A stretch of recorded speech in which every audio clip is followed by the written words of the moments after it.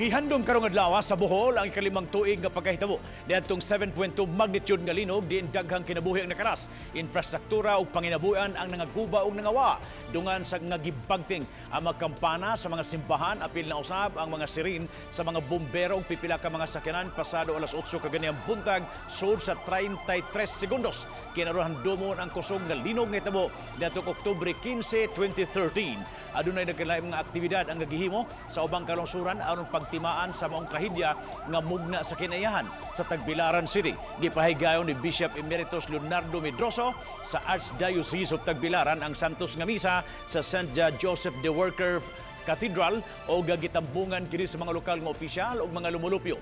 Paspas usab nga nagka-recover ang lalawigan sa Bohol human sa maong kasaysayan tungod sa pinaghiusa sa mga bulanon o ang nagpagbiling ligon ang industriya sa turismo sa maong lalawigan.